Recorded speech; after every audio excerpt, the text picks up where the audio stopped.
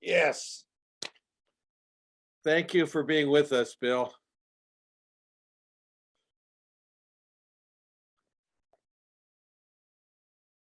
I want to welcome everybody. Lisa, I see you've joined us. Great.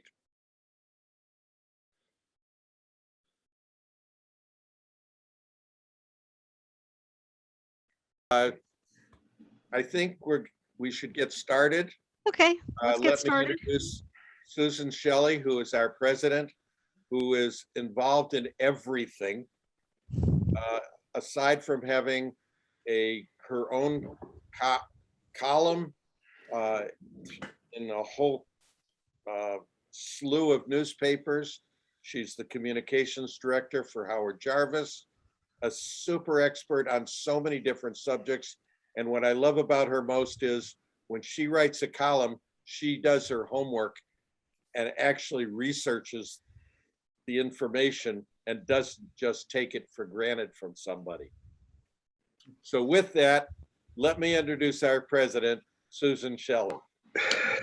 Well, thank you very much.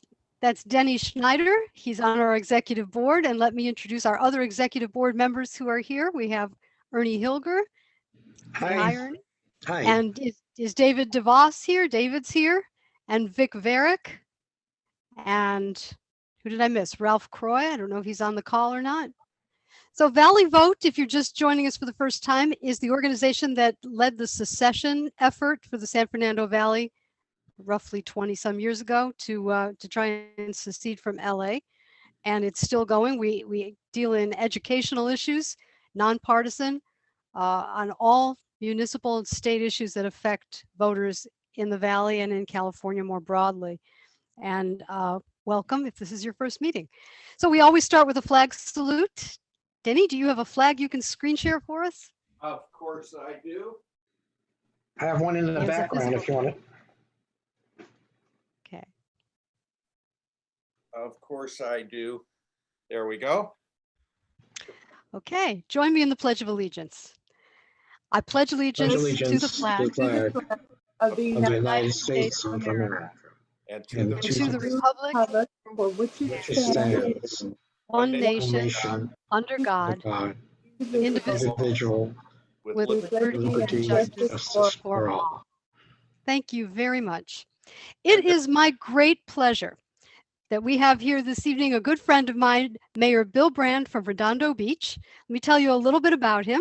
He was born in Dallas, Texas, moved to the South Bay as a kid, became a surfer and a water lover and a lifelong resident of the South Bay area. He was elected to the Redondo Beach City Council in 2009 and re-elected, and he was elected mayor in 2017 and was just re-elected for another 4-year term in March. He is an activist to try and preserve the local control that preserves what we love about our cities so that we don't get overdeveloped and we don't overwhelm our public services and our schools, and that we don't lose what it is we love about our neighborhoods in California. He is very active currently in an initiative measure to reverse and block SB 9 and SB 10. Now, if you're not familiar with these, I'm going to let Mayor Brandt tell you about that. But these are housing density bills that remove local control and CEQA overviews and this type of thing that allows cities to preserve their quality of life. All of that goes away, and it's just density ordered by Sacramento. And as you know, this has been an annual thing. If you follow these kinds of bills, I think 4 or 5 years in a row, they were introduced, and this year they were passed, or at least a version of them were passed, and the governor signed them, and they are the law in California. But an initiative that is aiming for the November 22 ballot would protect local control. And you can find the website for this initiative effort if you would like to join it, which I strongly encourage as a volunteer or a donor, Californians for Community Planning. And the website is communitiesforchoice.org, and that's 4FOR, communitiesforchoice.org. So with that, it's my great pleasure to introduce Mayor Bill Brandt. Oh, well, thank you. Thank you so much, Susan. It's great to see you. We have a in common fighting the overzealous enforcement of the FPPC regulations as elected officials or those running. Yeah, it's a long story, but her and I share a common battle in that regard. I see you're part of the Howard Jarvis Taxpayers Association. I'll have you know, when I ran for council in 2005, I didn't win, unfortunately, but they endorsed me. So yeah, I was always very proud of that. I was fighting redevelopment agencies, and somehow the Howard Jarvis Taxpayers Association caught on to it and said, we're endorsing that guy. So anyway, here I am 16 years later.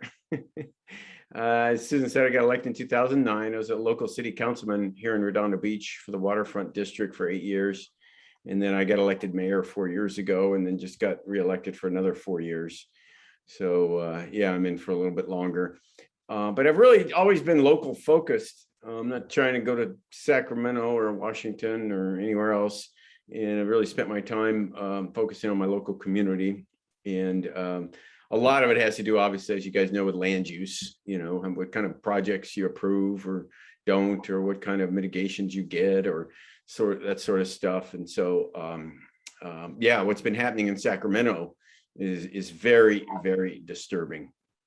And I was in Sacramento. I was in Sacramento 3 years ago, over 3 years ago. And Senator Scott Wiener was crafting a bill called SB 827. And that was forcing cities to create unlimited density within a quarter mile of a bus stop, and prohibiting cities from having any minimum parking standards, if you can believe that. So they were eliminating cities' ability to ultimately control what's going on in their town. And as I said, this was like 3.5 years ago. And so I was very concerned talking to my state senator, Ben Allen, and he marched me and my fellow council member, Nils Nierenheim, into Scott Wiener's office, introduced us, and we had a discussion. I'm assuming most of you know who Scott Wiener is. He's been the brain trust of Sacramento to strip local control of zoning and land use. And I had never met him. I just saw the bills he was writing, and he was explaining them all to me. And it was quite clear to me that, you know, they were taking up arms against local communities, that they had decided that we were basically on the cause of the housing shortage and the affordability crisis and all these things. And he was going to fix it by taking our ability away to control what happens in our own towns. And so I did ask him at the time, I remember, you know, where's the affordable component in all this? You say you're for affordable housing, yet you're just freeing up, you're just upzoning the entire state and no affordable component, whatever. And he just kind of looked at me. And so, you know, I left there and I realized this was a long game for him and for many people in Sacramento.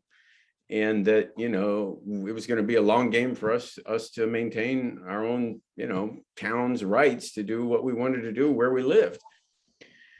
So way back then, I was already thinking about amending the state constitution to transfer the power, right? Transfer the power from the legislature back to the local communities so that the local communities could determine what happened in their own towns.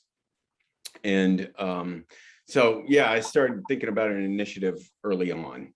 So I got a presentation and a video I want to show you, but let me show you this video first. And it's by Lynetta McElroy, who's an African-American lady in Limerick Park. And a lot of people think that like single family housing is racist. They have all kinds of crazy labels for those of us. I don't live in a single family home. I actually live on a 3 lot. But it's just the false narratives coming out of Sacramento are crazy. And this one puts that one to bed quite well. And Lynetta was in a Zoom call with Senator Wiener. I'll leave that story for the end, but let me play her video. And I think you guys will get a lot out of it. It's, let me see if I can share screen here.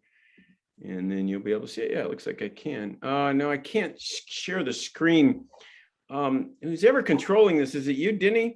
Yeah. Denny, Aaron, can I'm you? not sure how to do that. Yeah, if you go up and make me a host, you can just kind of go up to others under participants. Or yeah, there's a little thing up there where you can Do it now. Oh, okay, great.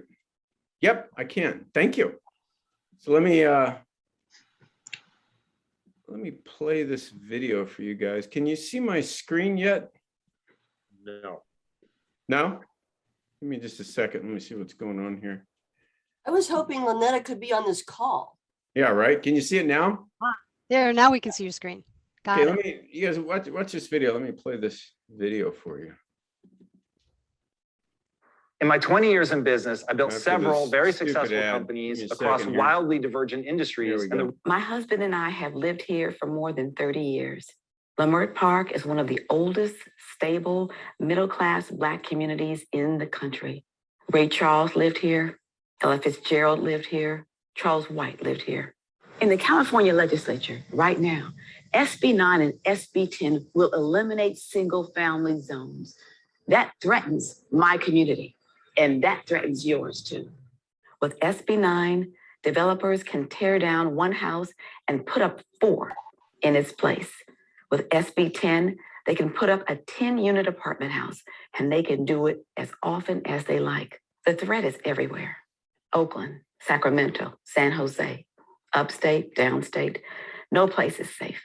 Politicians promise affordable housing, more diversity, minimal displacement. Don't believe it. Where laws eliminate single-family zoning, neighborhoods get richer, whiter, younger. Families build wealth when they own their own homes. As neighborhoods upzone, existing home prices go down. One family sells, density increases, more families sell, and existing prices drop more. Wealth evaporates. Where do people go when their neighborhood gets torn out from under them? Disruptive development turns current homeowners into permanent renters. It's a massive transfer of wealth to corporate landlords and major developers. SB 9 and SB 10 rob homeowners of an essential way to build generational wealth in communities of color. Leimert Park is the seat of Black culture. We've got history that's alive today. If that dies, it's gone forever. I am tired of politicians trying to sell us a lie. Developers always sending me flyers, people calling saying they want to buy my home. I'm not selling. I'm staying right here. So let me stop sharing there. You know, my point of showing that to everybody is it really just kind of brings home what's happening up in Sacramento. And they're really coming not just after single family housing, but all housing and residential development. And this is very much a bipartisan issue. This is nothing to do with party, race, gender, sexual orientation, nothing. This is really about how people want to live. And so let me go into my presentation. I gave a presentation over the weekend to a bunch of elected officials around California at they call it a Contract Cities Association meeting. So I'm going to share my screen again. And that way I'll be a little bit more organized about my talk. So let me share my screen one more time and we'll go with that. So thank you. I'll go back to the beginning of the presentation. Sorry about that, folks. So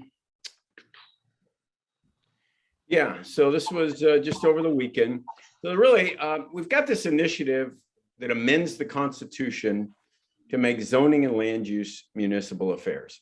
So right now, all these housing bills really state near the end of each bill that this is of state interest and really no local regulation can override it.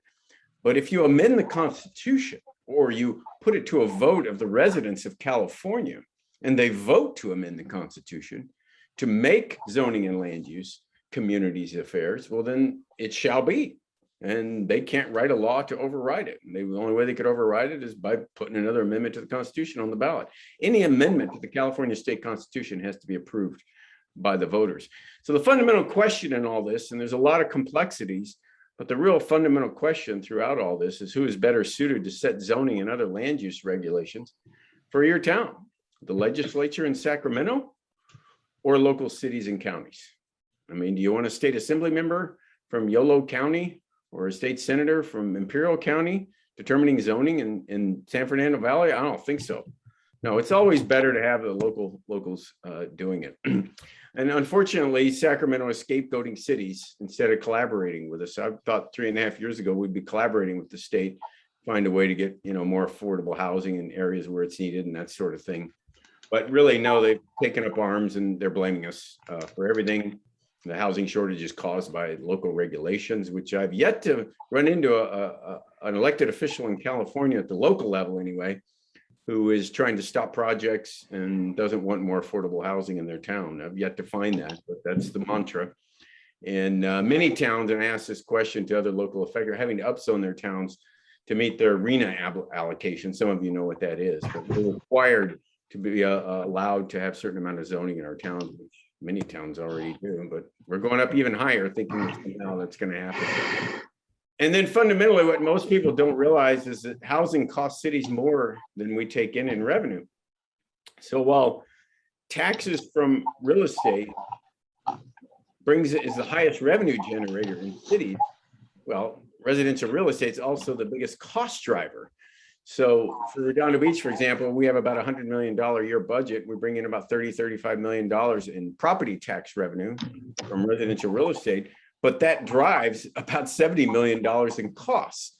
So as you can see, it's more than 2 to 1 cost to revenue. They always just point out the revenue side, right? They forget about the cost side when they're arguing for these bills. The other thing, I was on a call for a half an hour today with John Heath from United Neighbors with The Economist magazine. So this idea of centralized land use planning is not only a national issue, it's now an international issue. And you're seeing articles in the New York Times, and they're talking about what's going on in California. They're going to start talking more and more about this initiative. And they generally have not been on our side. In fact, the title of the article in The Economist magazine was How the YIMBYs Can Win. So you hear these acronyms, NIMBYs, YIMBYs, WIMBYs. My favorite one is WIMBY. NIMBY, of course, is not in my backyard. YIMBY is this organization that's been funded mostly by high tech, stands for Yes in My Backyard. So they're the ones driving Sacramento and donating to all the campaigns, Yes in My Backyard. And they've been very successful of creating these false narratives. But WIMBY is what really it is. And I took that from Zev Yaroslavsky a couple of years ago, and he said, WIMBYs is Wall Street in my backyard. Wall Street in my backyard. And that's what's really happening. As they upzone California, what's going to happen is, like, if you live in a single family neighborhood and your neighbor's house goes up for sale, you're not going to get a new neighbor, because what would have been a new neighbor is going to be outbid by an LLC or some other financial mechanism or institution. And then they're going to build it out because it's been upzoned. So they can value it at much more than any individual can. And you're not going to get a new neighbor. You're going to get a box. You're going to get like 4 to 6 units. And if something like AB 1401 eventually passes, there'll be no minimum parking standards if you're within half a mile of a bus stop. So this is the craziness going on. I mean, it's hard to imagine. Anyway, they're dumping all the costs on us. So, who's going to pay for public safety? Who's going to pay for where we're going to get the water, right? Schools, roads, transportation, parks, all that good stuff, maintenance. Where's it all going to come from? Libraries. As you saw, we don't get enough money in residential real estate taxes back from the state and the county versus what it costs us. So it's kind of interesting that the state is slamming us with their revenue generator while dumping all the costs on us. But that's what's going on. So I'm using this thing in advance. Let me see what's going on. There we go. So this is not something new, not for me anyway, not for a lot of others. As I said, back in 2018, there was SB 827, which became SB 50. That's what they do up there. They just change the number. Just change the number, change the author, and come back the next year if it failed. Then it was SB 1120 last year. How many of you remember that? That was when the lot split idea began. And then this year, since SB 1120 failed, it became SB 9. And as those of you know, that just got signed into law, becomes effective January 1st, along with SB 10. But it's not just about these bills. These are the most high profile bill, but there's many, many bills that have been passing that really strip our ability to control what's going on in our own town. So what do we do now? Well, I wrote this amendment to the Constitution with legislative counsel. I didn't sit down and do this by myself. A lot of people don't know this, but if you petition the Legislative Council of California, that's the group of lawyers up in Sacramento that write all the bills. I don't know what happened to the screen, but whatever. Do you guys see a black screen? That's what I see. Yes. Yeah, I don't know what happened. Huh. Let me stop and then start over again. Not completely, just start screen sharing again. So what I did was I petitioned Legislative Council, and they will help anybody in the state of California write an initiative. You properly petition them, explain to them what you're trying to do. It makes sense. And what they did is they assigned an attorney to me. And we worked on it for about 6 months. I don't know what all those lines are for the life of me. I have no idea what's going on. Huh. Never seen such a thing. I'm going to stop sharing and just talk because that's craziness. Never saw that before. So I got with Legislative Council. We wrote a constitutional amendment, and there it was. And got it back in early 2019. And yeah, I was sitting there. Little Bill Brandt's got his constitutional amendment, right? And nothing really behind it. But I was meeting a lot of people up and down the state. I went up into the Bay Area, met a lot of people, spoke at a Palo Alto community meeting. Was down south in our area here. And yeah, I was seeing all the people who knew what was going on, all the concern about what was going on. So here we are. And I'd worked with several groups. There's Livable California, which is a fantastic group. Started talking to them, 3 years ago, basically. CALI, which stands for California Alliance of Local Electeds. We meet every Sunday at 4 o'clock in the afternoon on Zoom. And we've been having state legislators on, assembly members and senators. We had Senator Hertzberg on, we had Senator Stern, my assembly member, Amir Tsuchi, and well, several all over the state. So we've been talking to them about these housing bills, and boy, was that an education. But anyway, my assembly member, Al Mertsucci, I'd been telling him about this, and he said, well, Bill, why don't we just make your initiative a bill? I'll just introduce it as a constitutional amendment. And he did. And he called it ACA7. And he got Senator Glazier up in the Bay Area to co-author it with him. And we were moving forward. And here we are. I told Al, I go, look, they're never going to hear it. And he goes, he knows that. The only way you get a constitutional amendment on a ballot is you either get a 2/3 vote of the legislature, or you gather enough signatures from the residents to get it on the ballot. So obviously the legislature initiative, trust me, is the neutron bomb for Sacramento. And it's starting to get a lot of attention. Huge. It's going to be a huge effort to get it on the ballot. We're going to need over 1 million signatures. So I'll go through and look at the questions, you guys, and I'm hoping I can get your support, but it's probably going to be $10 to $12 million to get this on the ballot. But then if it does pass, gets on the ballot and does pass, it's going to bring local control back to our own communities where it belongs. If we don't, well, yeah, things are not going to look anywhere near the same they do now in our neighborhoods in 20 years. So yeah, that's been our charge. We got 5 great proponents. Let me see if I can share my screen again. I'll show you that.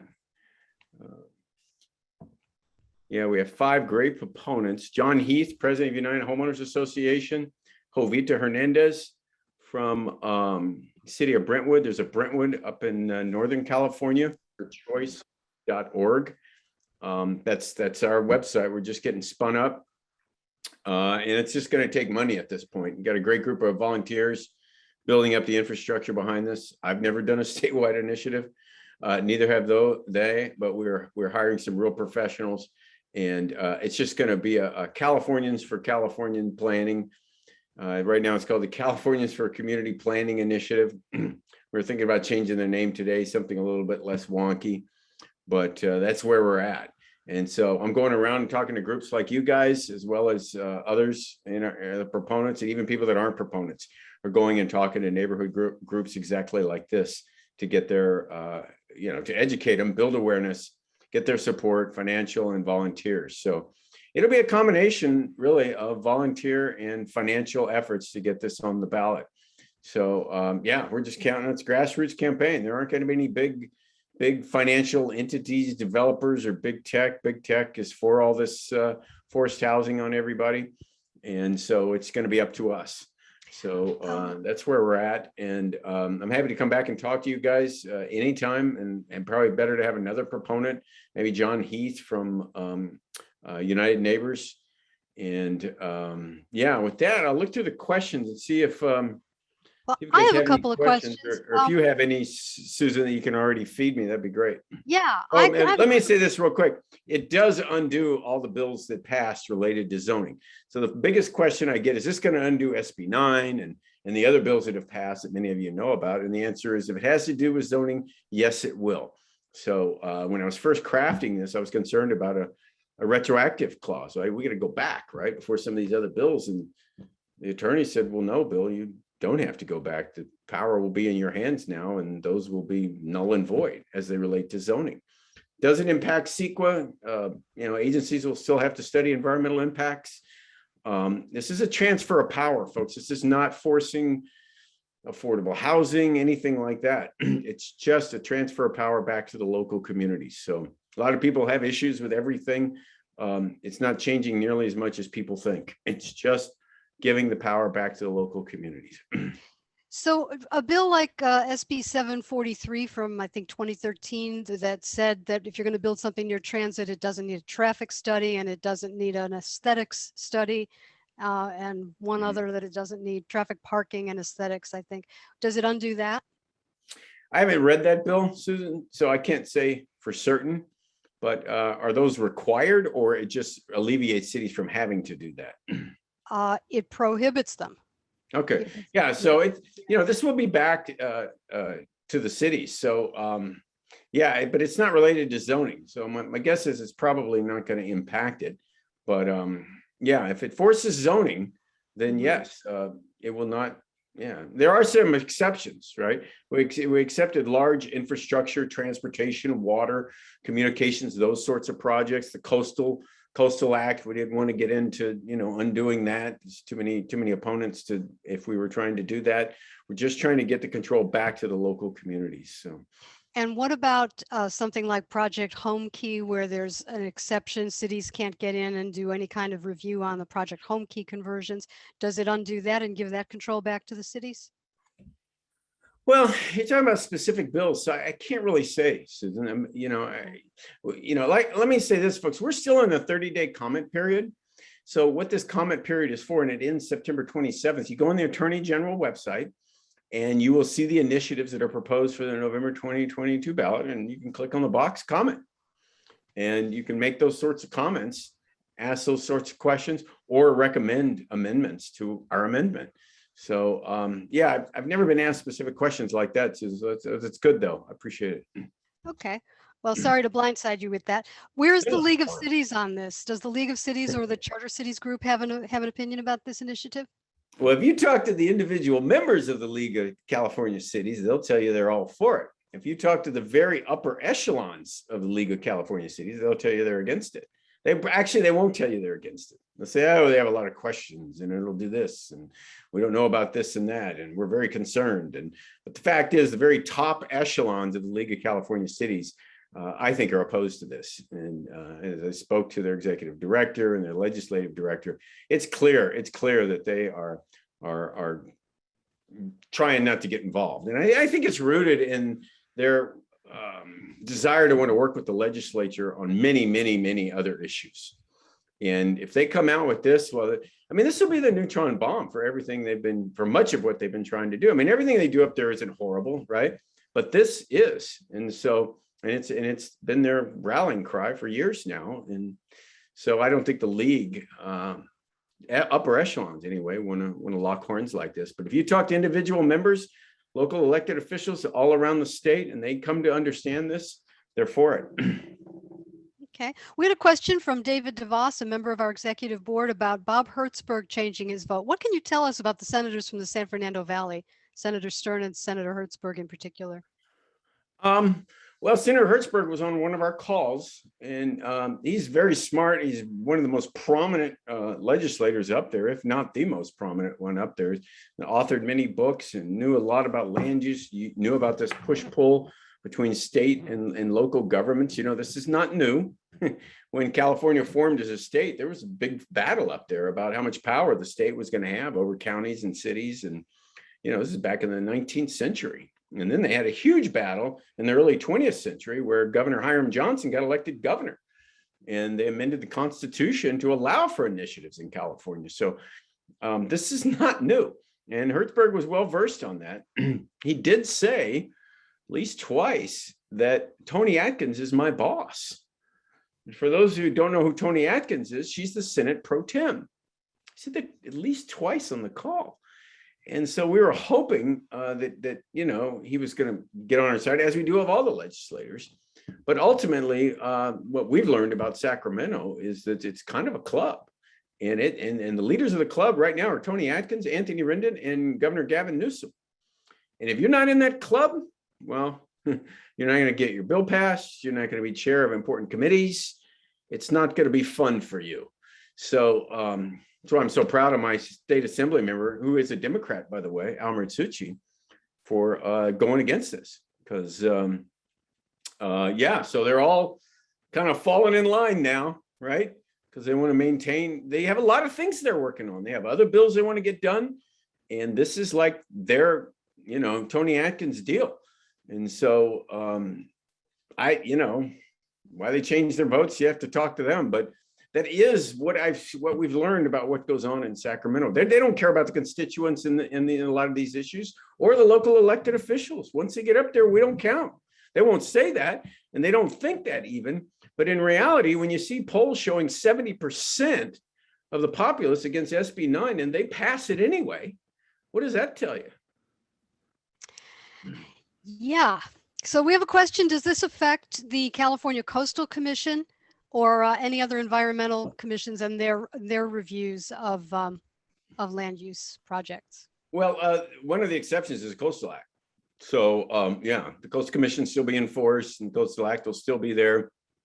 But as it comes to large infrastructure projects, then those are the exceptions. But they've got to prove that it's of state interest, and whether it's a water project or rail line or something like that, then individual communities aren't going to be able to block something like that that's of state interest. But yeah, that was a big deal. Everybody talks about Coastal Act, yay or nay, but fact is, most Californians like the Coastal Act, and you'd create a lot of enemies trying to undo the Coastal Act, and we're trying to get this stuff done. So tell us a little bit about you call them the RHNA requirements, the RHNA, Regional Housing Needs Assessment, I think it is. Tell us how that came to be, who makes those decisions, and are they on track, are they on target, or are they just wrong and causing problems? Well, they're causing problems for sure. They're not getting us to affordable housing, but they're really mandates by our state legislature. Ultimately is where it's rooted. I don't know the exact history of it. It goes back pretty far. The Housing Accountability Act and HCD. You always hear about HCD, Housing and Community Development. So they're the state agency that forces various cities and areas, I'll say in our area, SCAG, Southern California area, regional governments, to come up with a certain amount of housing. In other words, force towns to upzone themselves to allow for more housing, hoping that some of it will turn out to be affordable housing. So it doesn't work. By far, most cities never meet their RHNA numbers, but we're forced to upzone with really no affordable requirements. It's just, it has to be at least 30 units per acre. Then they give you credit for affordable housing and they call it good. So it's not a great system. Many people think it's a joke. The way you get affordable housing in your town, a lot of different ways. Do inclusionary zoning, make it a condition of approval. We just approved a 1.6 million, didn't just a couple of years ago, 1.6 million square foot redevelopment of our Galleria Mall. And they wanted to put a 300 unit apartment complex, and we just mandated 20% of it be affordable as a condition of approval, and they took it. So most of the developers I talk to don't mind doing affordable housing. They just want to know the rules going into it so they can price things accordingly. And then they're good. So it's all this rule changing and enforcing and complexities that make it hard on developers to figure out, which way is up and who's who in the zoo and how to get things done. But if you set that kind of standard, it works well up front. Okay, we have a question from Richard Fisk, who is the Government Affairs Chair of the United Chambers of Commerce of the San Fernando Valley, if I have that right. Mm-hmm. And he says the LA City Council was against both SB 9 and 10, mm-hmm. though he hears they're trying to get more ADUs built. Could it be that they will no longer be able to, quote, ask developers for money because and or because it will raise more property taxes? How does this impact the politics of local officials and developers? Well, it depends on the community, right? And it depends on the project. Yeah, the city council voted against SB 9 and 10, and then Governor Garcetti wouldn't sign it. So, but you know, the view was established. But I'm not quite sure what I mean by no longer be able to ask developers for money. There's certain developer fees embedded, Quimby fees and other things, and permit fees and things like that. But there are barriers to cities being able to do certain things and request for things to get paid for, right? So, and that's one of the things the state is claiming that is causing, you know, this quote unquote housing shortage, is that, you know, we require too many things to be paid for when they're building a project, when in reality, we're just trying to cover our costs. As I said, we don't get back in revenue what it costs us to maintain it. So, but look, we get projects in Redondo Beach. We're got a 115 unit complex going up right now. We had a 50 some unit complex going up. And so, you know, the developers who knew what they're doing, getting their projects done, and they're working with the local community and they get them done. So, yeah, but I can't really answer that question specifically. Okay, Aaron, can you unmute Richard Fisk so that I can ask him a question and he can answer? Can you unmute? Richard, can you hear me? Ask was a nice way of shakedown. Yeah. Let's see. Richard, hold the space bar down. Yeah, if you hold I the got it. space No, bar I got down, it. you're unmuted. I got it now. Okay, great. So where does United Chambers stand on the housing density bills? We have not taken a formal position on it because we try to stick more with business issues, but it's such a big issue. And we do have a lot of realtors involved, which some of them are for more housing to be built, so they have more things to sell. We had our meeting this afternoon, and I did ask Jesse Gabriel's representative to come back next week and explain why he voted for both of those. And I asked Nuri Martinez representative to explain the seemingly contradiction of having a resolution for SB 9 and 10, but then against 9 and 10, and then try to push more ADUs. And it's my understanding, I may be wrong, that if a residential housing owner puts another unit on the property, maybe $100,000, $150,000 worth, their property taxes are going to be raised substantially. That's, and also, you know, the parking requirements. I don't know why the city, you can drive down any block of any residential neighborhood, basically, and it's overflowing with cars now. If you build more housing on a particular lot, we're not going to have anywhere to park or anywhere to drive. So that's my thoughts on SB 9 and 10. Mm-hmm. Yeah, ADUs are required to be allowed. It's state law now. Passed them a couple of years ago. There's several. So that's why SB 9 is not quote unquote a duplex bill. That's why they're selling it. It's just going from 1 unit to 2. That's not true. Once you do a parcel split, which is required by SB 9, if a property owner requests a parcel split, they get it.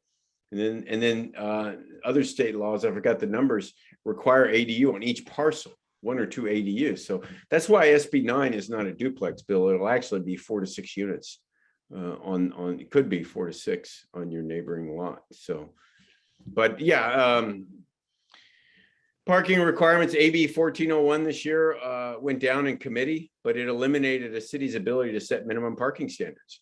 So coupled with SB 9, I mean, instead of getting 1 unit, you're going to get 4 to 6. And if SB 1401 had passed and you were within half a mile of a bus stop of a certain frequency, well, then you wouldn't have been able to set minimum parking standards because, you know, we're all going to ride the bus and get on scooters, I suppose. Of course we are.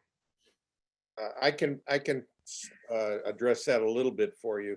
I've been involved in some of these things. And I can tell you that within the city of LA, planning has on many occasions turned down any additional requests of the developer to fix things such as signaling, such as when we say additional parking, they've actually turned down a project because we had too much parking. And so LA is particularly pushing for all of these kinds of developments. And we have not only the ADU, but a supplemental ADU and even a third level.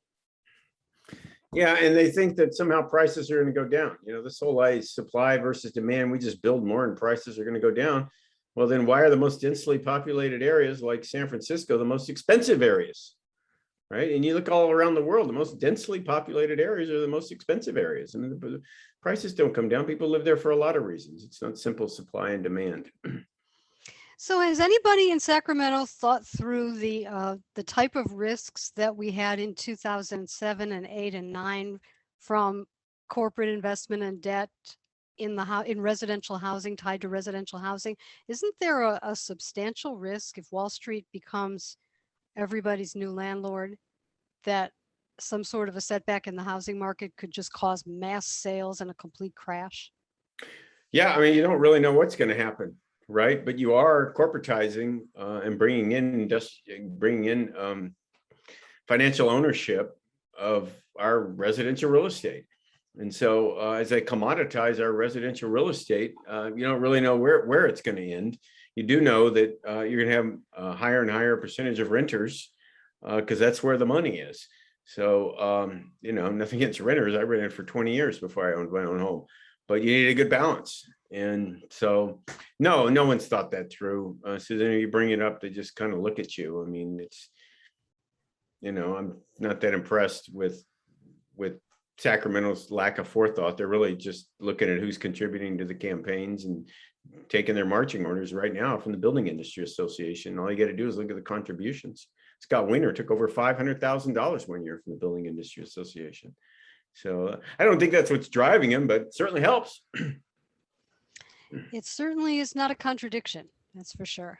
Yeah. So does, we had a question about Tony Atkins' wife, I guess, and is she a conflict of interest as a developer? Does Tony Atkins have a conflict of interest with a family member? I don't really know. You know, this isn't, you know, they get into name calling and everybody starts pointing fingers about who's what, conflict, this, that, and the other thing. This is exactly why you want to amend the Constitution. You know, bring this power back to the local level. It's not going to matter who the governor is. It's not going to matter what the legislature is doing. It's going to be up to the local community, and the people that are making the decisions are going to be, you know, people you elected that you know. And yeah, and so that's where it belongs. You don't want some assembly member from Yolo County deciding what goes on in your town. And so look, there's conflicts everywhere. Is what I would say. So tell us the story. You know, you have such a great story about stopping an overdeveloped mall that was going to be like right in the water practically, or over the water. And tell us how the local community organized to stop that and how difficult it was. Yeah, boy, it was difficult. All right. But basically what happened was the community in 2010 voted to upzone their waterfront under the guise that nothing was going to happen if we didn't do this. And it was a huge upzoning and barely passed. But that gave the city council their marching orders to go craft a big development plan in our waterfront. And that's what they did. And it came forward finally about 5 years later. It was a 525,000 square foot mall shoehorned into King Harbor. Any of you guys been to King Harbor? If you can imagine something that massive, I mean, that's massive, 525,000 square feet. And yeah, 700 seat movie theater, 700 4-story car garage, all kinds of shops, 180,000 square feet of restaurants. It's just, it was insane. It was basically an entitlement giveaway. And so I was against it, and people running with me were against it. And people got together and wrote an initiative to rezone the area, and they got it on the ballot. And I was on the ballot, and they appealed to the Coast Commission. Coast Commission was ultimately against it. It was quite a battle. This is unbelievable, really. I look back on it, it was just, you know, years of fighting. But then sure enough, in 2017, the initiative passed. I unseated the incumbent mayor, who was been pushing it for years. And another council member unseated another council member. And it was called Measure C. The pro Measure C councilman in the district won as well. So it was a major victory for us. it basically served notice that the community didn't want this. And all throughout, I was on the city council in this district, right? Advocating against it, and they just ignored me. I don't care. They really didn't care what the people wanted. I mean, once a couple years out, when we had the project before us, I said, let's do an advisory vote. You think this project's so popular? Let's do an advisory vote and get the nod or the thumbs down from the public. They weren't about to do that because they knew what the answer was going to be. And so it took all these other lever pulling behind the scenes. They sued on the EIR, which turned out to be wrong, and they won that, and they won everything, frankly. So, but it was a community effort, no question about it. You know, it was a volunteer signature drive. I think they had to pay some professional signature gatherers towards the end, but boy, it was quite a grassroots effort, and we take a lot of strength from that on this, as do the other proponents who've had similar stories in their own towns. It's not, you know, it was a big story, but you know, there's a lot of stories like that around the state and individual communities where, you know, the people basically rise up, and it's direct democracy. Oh yeah, it's direct democracy. That's what initiatives and referendums are. It's not always pretty. You don't always support them, and some people can bastardize the process and just spend a bunch of money and get some nonsense on a ballot. But people tend to figure it out, especially when it's at the local level, and they figured this one out. So how can people help? They can go to communitiesforchoice.org. And what do you need right now? Well, frankly, right now we need money. We're in the early stages. We've got to raise $10 to $12 million. And so, yeah, and we've got to hire the pros to get to there. So nobody's making any money. We're spending a lot of time. A lot of people are working their tails off just as volunteers like myself coming on things like this. And but we're going to need, you know, financial support from grassroots level and any other larger donors. So that's what we're working on. So, you know, if you want to contribute to the cause, now's the time to do it. Communitiesforchoice.org. And we're yeah, we're taking everything. I think I got a $2 donation. I think I saw. So we've gotten $2 to $10,000. So that's okay. Do you have a resolution written that chambers of commerce, neighborhood councils could pass to try and bring awareness to the communities? Yeah, we're going to. Susan, once the Attorney General returns with title and summary, right? Well, that will be it. And Okay. Once the initiative actually finalized and established, then yes, we're going to have a template for people to look at. We'll be passing around to all the various cities to pass resolutions of support and really to build awareness. Cities can't donate money, but they can certainly encourage people to support the initiative, vote yes on the initiative. The other thing people can do is just sign up and volunteer. You can go on the website, sign up and volunteer, get on the list, especially if you're willing to gather signatures. We'll probably get title and summary in late October. And so the signature drive will probably begin, you know, mid-November. So there you have it. It's not that far away. And then you have 180 days to gather what will be likely 1.3 million signatures around the state. It's very challenging. Well, I think the Howard Jarvis Taxpayers Association will probably be side by side with you in that. And yeah, I think they'd appreciate this. I think it's right up their alley. HJTA opposed SB 9 and SB 10 because of concerns about higher property taxes. Some of the provisions of the revenue and taxation code kind of kick in when single family zoning goes away, and it puts people at risk of having the assessor come in and say, well, actually your house is worth more than your sale price, and these are your new taxes. So yeah, it's you know, it's a money flow to Sacramento, and they dump all the costs and impacts on the local communities. It's like I was saying, we only get Redondo Beach gets 16.7% of property tax revenue that people pay on their homes. That's what they get, 16.7% of that, and that's pretty high actually. I think the average in LA County is like 12%. So most of the money flows to the state and the county. And so if you upzone everything and you get more units, well, it's just more money going to Sacramento and more impacts for us. So, and in our editorial board meeting at the Southern California News Group, the YIMBY communications people said that because each of these new units is assessed at market value, it creates much more in property taxes, and it all pays for itself. Do you think they're right about that, or are they wrong? Well, if you're a local official, they're absolutely wrong. They don't know what they're talking about. We run an slight annual budget deficit in Redondo Beach. And as you can see, We're very densely populated.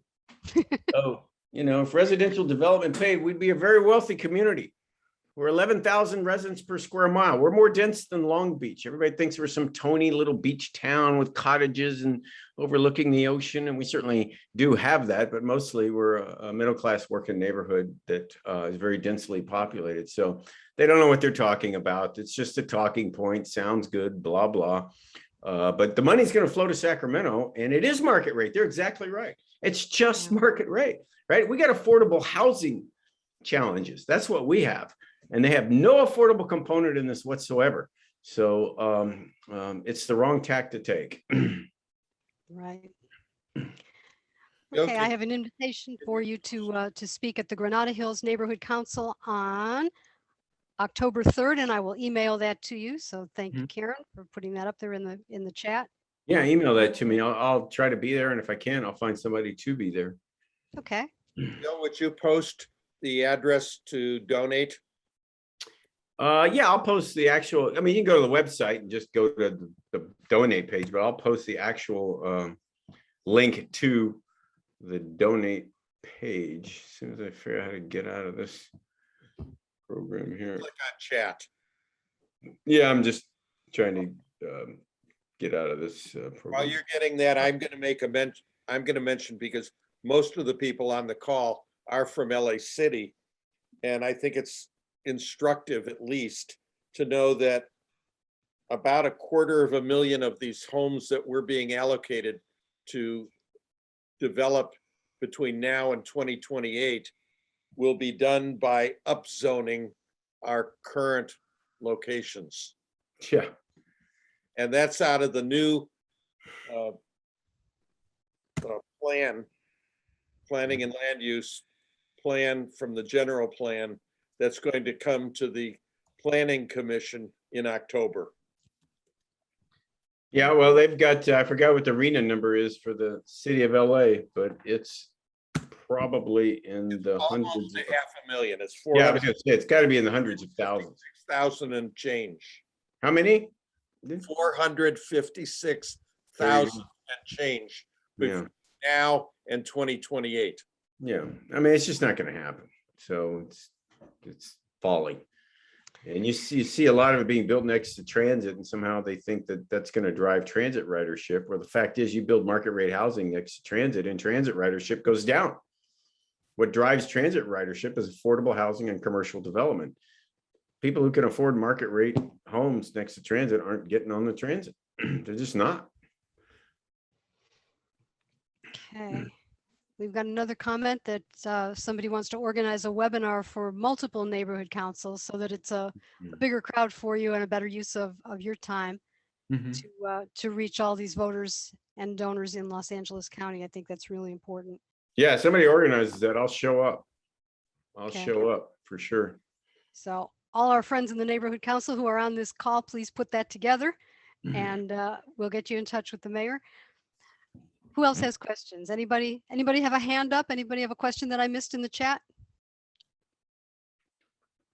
The people have our voices heard. Let's see. Let's see. Glenn Bailey has a hand up. Aaron, can you unmute Glenn Bailey And Jenny Sand. and Ginny Sand? One at a time.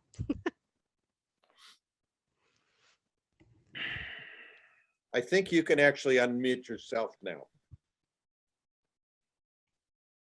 I'm not Okay. sure if Glenn can unmute himself because I think he's on his phone rather than on the computer. Oh, looks like he just did. Yeah, I did. Thanks very much. No, I was stuck in the waiting room for like 15 minutes. So I was trying to get someone's attention. So thank you. Okay, so did you have a question or you were just trying to get into, I'm sorry about that. I was trying to get back into the meeting. So Okay. thanks. Okay, so Ginny, do you have a question? Can you unmute yourself? Yes, hi. Hi. When you mentioned, Mayor, that you need the $10 to $12 million, I assume this is because you need to get what, over 1 million signatures to qualify for the constitutional amendment? Yeah, it's signature gathering, that's it. There's nobody, I'm paying the professionals to organize all this, the volunteer drive. I mean, the money will depend on how many volunteers we get. But, signature gathering companies are telling me, don't count on that, Bill. You count on that and you might very well lose. It might be a huge boon though. So. Well, I was wondering if we could partner up this initiative, also this amendment with the school choice amendment. It's complicated now because there are two of them, but it's assuming we don't end up with two of them on the ballot. I was wondering if because we're going to be sending those signature pages out to the leaders of hundreds of groups in California because they're so big. Yours would not be this big. Obviously, you could download yours, right? You could download your signature pages. Well, I haven't seen it yet, right? When we get title and summary back, then we'll create the signature pages. You have to have title and summary on each signature page. And but assuming you can download them, it'd be a lot easier. But I was just wondering if we could partner up with the school choice signatures and send out yours at the same time. Yeah, there's several initiatives. And then they would distribute them to their members, have them filled out, and then return to the next month at the meeting and send back to us. So yeah, absolutely. And and as you get towards the end, somebody's got to gather them up and turn them all into the county recorder, whichever county you're in. But yeah, exactly. Turn them into you, right? Sorry. We could turn the signatures into you, right? Well, yeah, I mean, not me personally, but that's where we're getting with this. That's where we're going with this. Each county, each signature page has to be turned into their county. So I forgot how many counties. That's right. California, 70 something.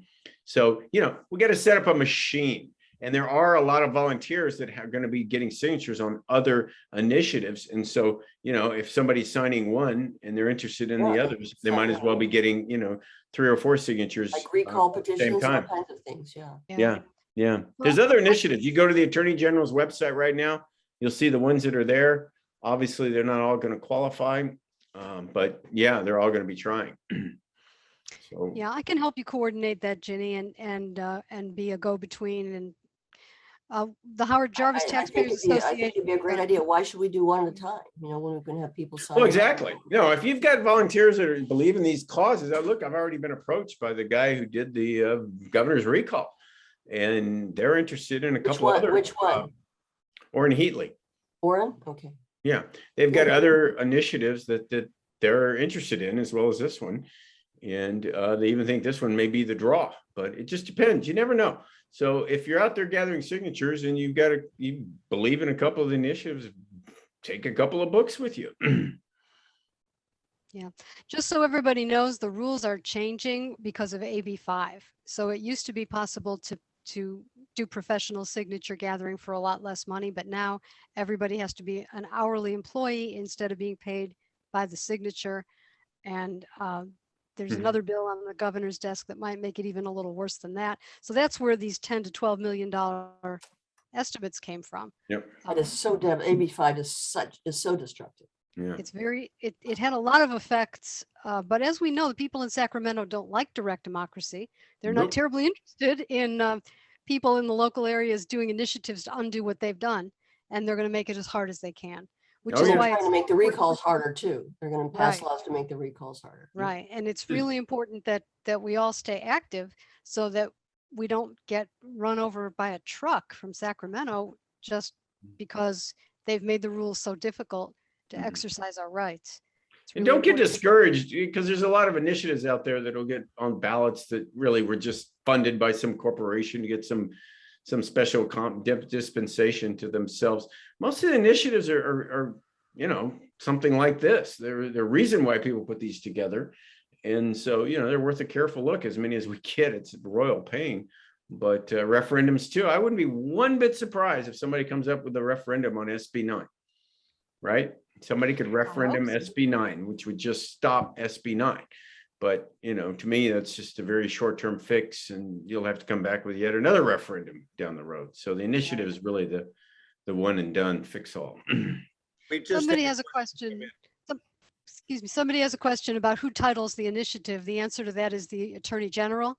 Right now, Rob Bonta. Yeah. And there have been proposals. I don't know if any of them will be filed this this cycle, but there have been proposals in the past to take that away from the elected attorney general and have the legislative analyst write those things so that they're more neutral, because they tend, not just from this attorney general, but the last few, they tend to be very biased, really, just very much written with poll tested language to achieve a particular result, positive or negative. And we're not happy with that. So that's a reform that's on my things to do list. And that can force litigation, right? If the Yeah. attorney general comes forward with language that is biased, then we can sue and get it before a judge and let him decide. So that takes money. You know, that's why we're shooting for a lot of money, because this is going to be a battle just to get it on the ballot in fair and reasonable way. I mean, it's not, and it's bipartisan, folks. Don't, you know, we had this group of elected officials from all around the state talking for a year and a half, and we didn't even know who was Republican and Democrat. I'm a Democrat. I went down and spoke to the Lincoln Club in Orange County. How about that? I mean, that's just the bastion of Republican conservatives. They didn't care. They just wanted to, you know, have their right to do that. They didn't, you know, they didn't care as a Democrat. They think it's a great idea. And so do most of the Democrats. It's very bipartisan. It's very bipartisan. Okay, we have a question from Rudy Melendez. Rudy? Thank you, Susan. Good evening, everyone. Bill, thanks for being here. My question's, I guess, more of a comment, but maybe you can speak to it. We just saw the recall Newsom election this past week. My concern is, are engaged voters burned out on recall efforts? The district attorney in Los Angeles County effort has just crashed and burned.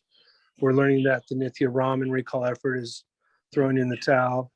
I think that the work you're doing is really very important, but can we not come up with a better strategy, and let's push school choice in 2022 and maybe wait for this initiative so that people can kind of catch their breath?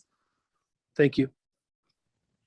I suppose we could, you know, it's just, you know, we're on a roll here, and there's a lot of people that are active and been tracking this. And so, yeah, we're moving. I hear what you're saying, but this isn't a recall, and people really aren't even going to hear about it for several months. And I think the more people learn about this, the more they're going to support us. So, yeah, timing's everything. I don't know what it's going to mean to do it now, but you get a lot of people like myself working very hard on their own to get this done. So yeah, we're moving. Well, certainly you don't want to let these zoning changes have too much time to take effect, because neighborhoods you can't recover them. Neighborhoods that are lost are irretrievable. Yep. Once you put up the 14-unit apartment building next to the single family home, it's not going away. So the sooner the better, in my opinion. So even Scott Wiener said 17% of home ownership is by corporate owners now, by institutional ownership, 17%. He was bragging. He said it was only 17%. That's accelerating, folks. Just look around the world, and that's where this is going. You're going to end up with corporate ownership, not housing for people who live here. It's going to end up corporate ownership and a lot of rental going on. I mean, some cities are mostly very high rental percentage. And it's because what happens. So trying to prevent that from happening. Okay, so any more questions? Should we let the mayor go? I have one more to add to you. How do we tie this to the unbelievable traffic problems that we have? Well, it's just going to make traffic worse. I mean, and every city has different issues, right? Like I've been meeting with people up in the Bay Area. People from Cupertino say everybody's coming into town to go to work. In Redondo Beach, 93, they call it a housing jobs imbalance. 93% of the people who live in Redondo Beach have to drive out of Redondo Beach to go to work. 93%. So in the morning, we got gridlock headed north, in the afternoon, in the morning, and then in the afternoon, it's headed south. So it's just going to get worse, Denny. That's it. I mean, anybody ever been to Sao Paulo, Brazil? You can't move in that town. It's hard to get around. So Millions coming in from the airport alone, that is about to go into one of the largest expansions we've ever seen. Mm-hmm. Yeah, I mean, our roads can't handle it. We're maxed out. It's just going to get worse. That's what I see. So, Well, we're all going to ride electric scooters to the grocery store and back. That's how that's going to work. Jenny was putting her hand up again, I think, Susan. Jenny, go ahead.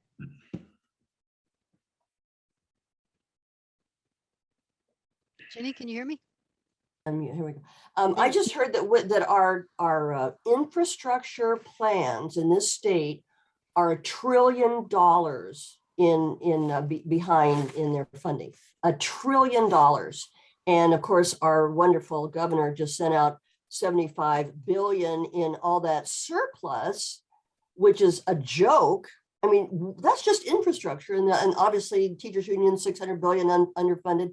I mean, it's $1 trillion though, our roads and infrastructure already. It's insane. Yeah, it's not going to help most towns really. And with these impacts coming and no way to mitigate them, it's a brewing disaster. And I don't know where we're going to get the water. If you guys look at the graph of rainfall and Lake Mead is at the lowest level it's ever been at since they filled it in 1937. Wow. And that isn't just from like this drought, right? You look at the decrease in rainfall, the decrease in storage, it's over 20 years. And so there's really no answer to these impacts, but they're just going to keep building. So I don't know what to say, except that local communities are best suited to determine what's best for their communities and not Sacramento, not Washington, D.C.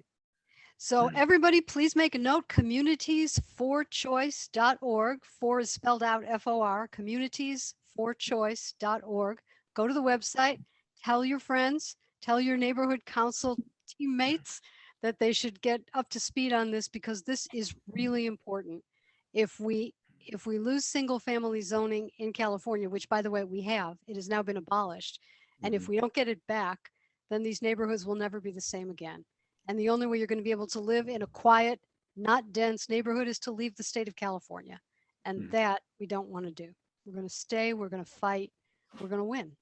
Yeah. So with that, thank you, Mayor Brandt, for being with Yeah. us. Thanks, everybody. You are my hero for many reasons. And I Thank really you, guys. appreciate you taking the time. Yeah, thanks so much. I really appreciate the time, and yeah, we'll come back, and other people, you should have other proponents back later on. You'll really enjoy them. They're wonderful people. Maybe Jovita. She's a second generation Mexican, lives up in Brentwood. She's a wonderful lady, kids, and just fabulous, trying to, control what's going on in her own town. And she signed up for this. So she's I have one more question for you that might short circuit the system a little bit. Instead of another raising all of these billions of dollars, can we have one lawsuit that calls this an unfunded mandate?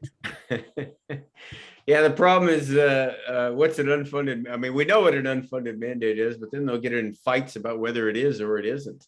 So yeah, there's a lot of things that need fixing. That's for sure. Yeah. So I think we're better off with initiatives than the courts. The courts have not been really friendly to homeowner or taxpayer interests. So that hasn't been going very well.